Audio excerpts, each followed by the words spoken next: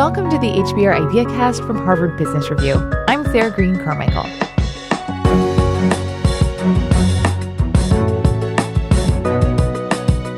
Have you ever wondered if you're a workaholic? Researchers at the University of Bergen came up with a test to help you figure that out. It's called the Bergen Work Addiction Scale. The way it works is you react to 7 statements.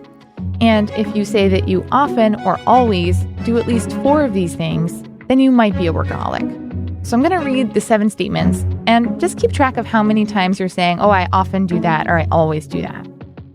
I will keep note as I go along too, and then we can see how we compare. Number 1, you think of how you can free up more time to work. Number 2, you spend much more time working than initially intended. Number 3, you work in order to reduce feelings of guilt, anxiety, helplessness, and depression. Number 4, you have been told by others to cut down on work without listening to them. Number 5, you become stressed if you are prohibited from working. Number 6, you deprioritize hobbies, leisure activities, and exercise because of your work. Number 7, you work so much that it has negatively influenced your health. So for me, I scored often or always on 4 of those. How did you do? Well, if you, like me, got 4 or more, the researchers say that you might be a workaholic. Now, you, like me, might have noticed what's not on that list, the number of hours you work. Because as it turns out, working long hours and being a workaholic are not the same thing. And our guest today is here to talk about the difference, as well as the health problems that come with work addiction, and how even if you're only working 40 hours a week, you might still have a problem. Nancy Rothbard is a management professor at the Wharton School who has studied workaholic tendencies. Nancy, thank you for talking with us today. Thank you, Sarah. It's a pleasure to be with you. So I thought we could just start by maybe illustrating how being a workaholic is different from, say, working long hours. So first, just give us an example of the typical work week of someone who works long hours. Basically, long hours are 50 hours a week or more. So there are some people who work a lot, but they can turn off. They might even work once they get home, but if something is demanding their attention at home, or if they need to go to the gym, or they want to hang out with friends, they're able to do that without ruminating on their work. How is workaholism different? What does that person's typical week look like? So I think that what's really important in terms of the distinction between working long hours and workaholism is that working long hours is a behavioral aspect of extreme hours at work, spending a lot of time at work. Workaholism is really a more cognitive aspect of that. It's our attitude towards our work, how we think about our work, whether we dwell on it, whether we feel guilty when we're not working. When you're a workaholic, the work really looms large in your mind, and it can be really difficult to turn it off, even when you're not actually working.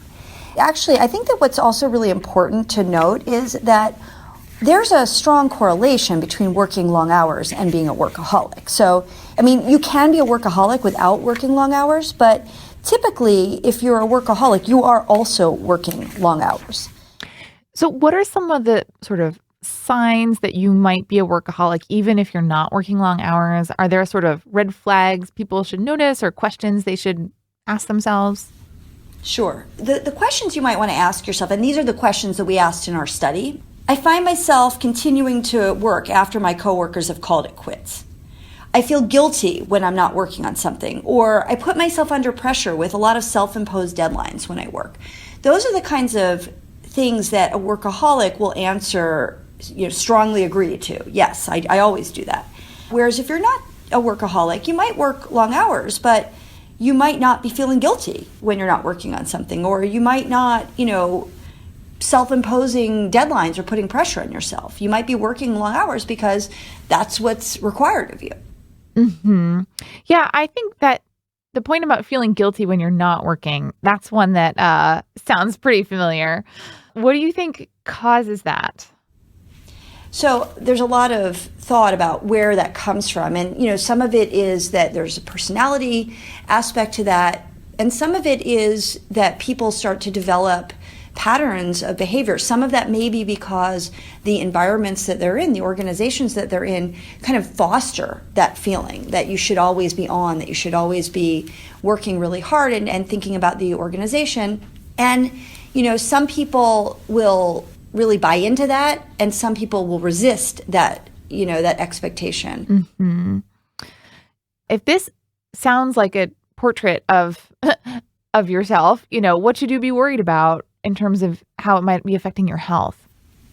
So we actually found a really interesting pattern, which is that workaholism was related to risk of metabolic syndrome. And risk of metabolic syndrome is basically a suite of cardiovascular diseases. What was really interesting about that is that it was only the case for a certain subset of workaholics. It wasn't the case for all workaholics. And it wasn't related to working long hours alone. Now, as I said earlier, working long hours is related to being a workaholic. So those two often go hand in hand. But if you work long hours and you're not a workaholic, you seem to have a buffer against some of these negative health consequences. So this is a topic that I am super intrigued by, in part because this is something I really struggle with. So we are talking on a Monday, and on Saturday this weekend, I could not stop thinking about work. And it was a beautiful day, and I just kept saying to myself, why are you're basically in the office right now in your mind. And then Sunday I woke up and it was fine. Didn't think about work at all. And to me, it's because I don't understand sort of what my brain is doing there. I find it difficult because, of course, I would have rather had both Saturday and Sunday not thinking about work. But in the end, I only got 50% of my weekend, it feels like. So why does sometimes the brain get stuck in those loops? And is there anything we can do to stop it? I think that's a great illustration. And I think that what that suggests is the fact that you were able to stop on Sunday is a good sign. Because a person who's a workaholic would have a lot of trouble stopping ruminating even on Sunday, right? And so I think it's really normal and natural that sometimes we're ruminating about our work. Maybe there's some stressor that we should be paying attention to. Or, sometimes we're thinking about our work because we like it and it's interesting to us.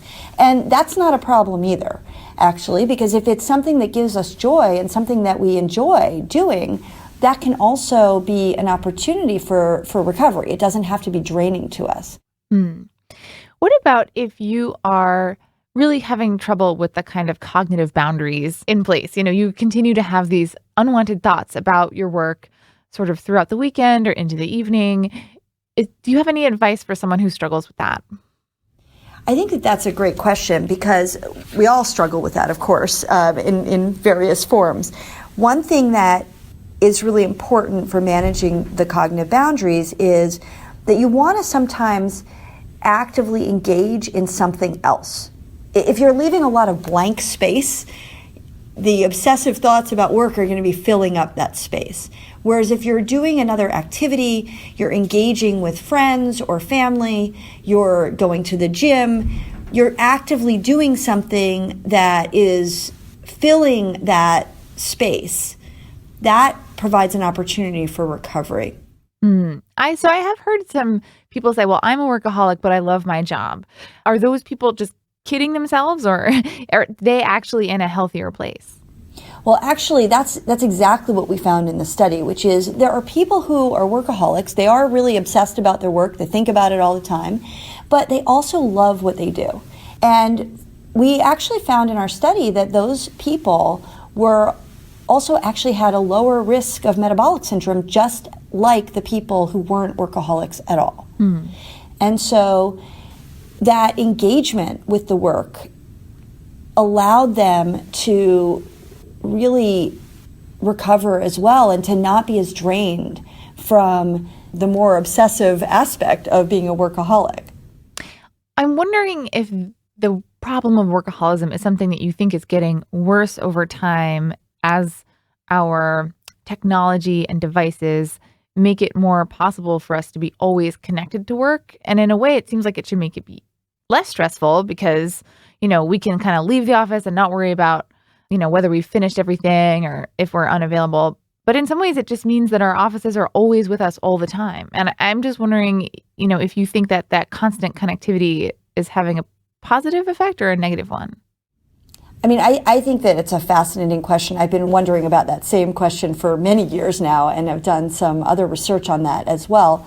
But what I would say is that I think that technology allows us greater connectivity, as you say, and that can be a positive and a negative. And I think that what it is doing from a workaholism perspective is it's enabling workaholics to stay connected and to continue to obsess. And it makes it harder for them to disconnect. However, I think that for people who are engaged and are, have a lot of positive feeling about their work, but who are also workaholics, that may allow them to stay connected in positive ways and not be worried. If engagement can help us buffer against workaholism and the negative effects of workaholism, I'm wondering if there's a way in which specifically we should focus on that. Because in some ways, being highly engaged in your work and finding a lot of meaning and purpose in it, in some ways might be heightening your workaholism if you think it becomes really wrapped up in your sense of self and identity. I could see it having a negative impact too. So how do we make sure that we are engaging in the right way so that it makes us feel good about our work and not like if we mess up, we're messing up our whole lives? So that's a great question. I mean, I think that one of the worries we often have when we think about engagement is that, as you say, is it making workaholism worse? But actually, what we find is that it really doesn't. A couple of things that I think are really interesting. So we did some comparisons in our study between non-engaged workaholics and engaged workaholics, as well as then looking at just engaged employees who are not workaholics, and then people who are not engaged and are not workaholics at all. When we looked at them, we were able to look at what was different in terms of the ways that they approached their work or the ways that they experienced their work, and also their non-work lives.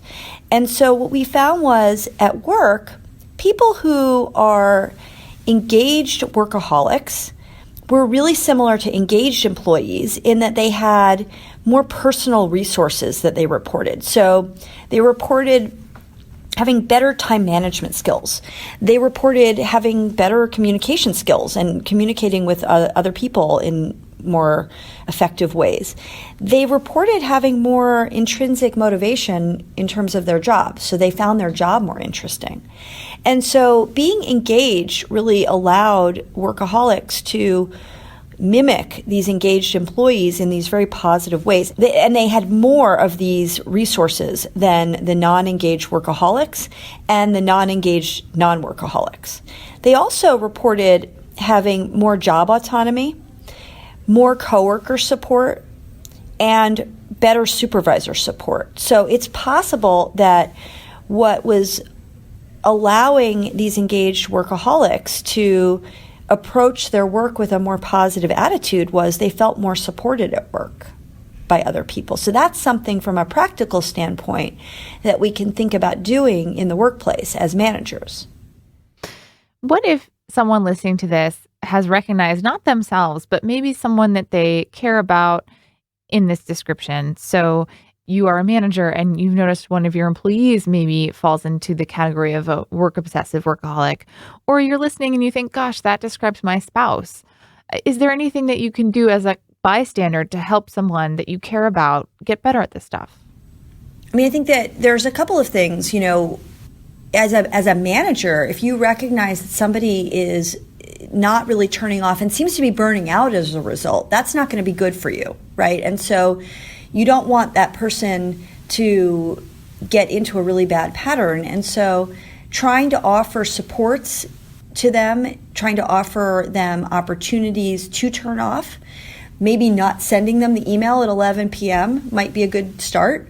As a family member, offering ways to connect with them is really critical, ways that are engaging, ways that get them off their phone or get them out of the house and doing something active with you or with other members of the family or with friends. Those kinds of opportunities building opportunities to engage with other people can be a really effective strategy as a family member who cares about somebody who seems to be obsessing. But also to recognize that not all obsession is equal, right? If somebody is obsessing and they're really enjoying what they're doing, to pull them away from that might not be what that person wants or needs. Say more about that. Well, so I think that for people who are, thinking about their work and they're getting fired up about it and they're really excited about it, to say, you know what, stop thinking about that right now. We need to do something else. That could be really frustrating to that person over time, right? And so again, you can do that sometimes, but if it's not having a deleterious effect on them, then it's only a problem if it's having a negative effect on your relationship. And that may be. And if that's the case, you need to act on that. Well, but that's another story. Yes. So switching gears and going back to the manager example, if you're a manager and you have an employee, you are lucky enough to have an employee who is super enthusiastic about the job, who has a huge capacity for work, and they're always kind of taking on more projects. At the same time, they're taking on more than they can reasonably handle. And you want to kind of protect them from ultimately burning out, or you want to create a company culture where people aren't working that long, and you kind of realize if one person's doing it, other people are going to start to feel like they have to do it. Is there a way that you can get that employee to back off without sending a message that is ultimately a negative or demotivating one? I think that's a great question, and it's one that is really hard to manage because most people, if they've got somebody who's enthusiastic and who's doing a lot and is willing to do more, they jump on that person. They're like, yes, that's the ideal worker, and they're very excited about it. And so, being able to be vigilant enough as a manager that could have long-term consequences, both in terms of the culture, but also potentially for that person, is really is a very self-aware manager. But I actually think that the bigger issue from what we have found is that for that person, they might be okay personally because they're enthusiastic and they're loving it. But if it creates a culture where there's a larger expectation that everybody is working, that's more of a problem, quite frankly, because not everybody might be engaged and they might just get the expectation to work long hours rather than the enthusiasm and excitement about doing so. And so then that creates an atmosphere where workaholism may be more of a problem culturally in the group. And so for a manager to think about how do you forestall that, I think that starting with yourself as an example is really important. So showing that you can shut off at times, showing that you take weekends, showing that you're, willing to put the out of office on your email and not respond immediately when somebody emails you. I think that's a really important signal culturally for other people in the organization that it's okay to do that because people pay a lot of attention to those signals from their boss. And so that's step number one. And step number two is thinking about providing opportunities for people to take flexible time to be able to shut off when they need to and to reward that and encourage it when people ask and to do that very visibly and publicly so that, again, you don't have the cultural problem that can be more of an issue. And are these things that as a manager you can and should be trying to do even if you are the enthusiastic workaholic? You have this huge appetite for work, but you realize that if you're sending emails at 11 p.m. just because you're so excited about the project, that might send a weird signal to your employees. Like, are there things you as a manager can do to protect other people from your workaholism? I think that's a great practice, actually. So even if you yourself are a workaholic, send that email and put it on delay so that it gets sent at 7 a.m. or 6:30 a.m., not at 11, right? So that, people don't feel like there's this pressure hanging over them. What can you do if there's someone that you're working with or working for who just will not stop kind of handing you stuff at 5 p.m. on a Friday and saying, oh, you can read this over the weekend, or emailing you late at night and then first thing in the morning being like, oh, did you get my email? Are there things you can do to protect yourself? I mean, that can be really hard if it's your boss. because there are very strong expectations that we're responsive to our bosses, right? Which is why I think there's more onus on a boss to be vigilant about that and about the inadvertent effects that they might be having on other people. I mean, if you are an employee who has a good relationship with your boss, you could have a conversation with them where you say, look, I'm an early morning person. I go to sleep early. I get up early. So when I don't respond at 11, I'm asleep, but I'll be on it right first thing in the morning. Don't worry. I think you could say something like that. But again, it depends on the quality of the relationship you have with your boss and how your boss is known for receiving that kind of information. What if it's a peer? Because I have occasionally worked with some people who they work all the time and then they kind of expect that you also are working all the time. And that can be difficult to kind of try to set a boundary with someone who's not the boss of you, but who has these expectations that you don't share. That's actually where you have a lot more autonomy and leverage is with your peers. Because as you say, we all have different working styles. And a lot of times they may not be aware that they're kind of putting that style onto you and that it's a burden to you. So I think having that conversation with a peer in a respectful way can be very effective. So talking to them and saying, look, I get it that you're enthusiastic. I am too. But I just have a different way of working and I have a different working style. And I promise you I'll be on top of it, but we've got to work something out that's going to work for the both of us. Mm-hmm. Well, Nancy, I think this has just been a really helpful conversation. I know it's helped me. I hope it's helped some of our listeners too. Thank you so much for talking with us today. Thanks, Sarah. That's Nancy Rothbard. She's a management professor at the Wharton School. And she's the co-author of the HBR article, How Being a Workaholic Differs from Working Long Hours and Why That Matters for Your Health. Thanks for listening to the HBR IdeaCast. I'm Sarah Green Carmichael.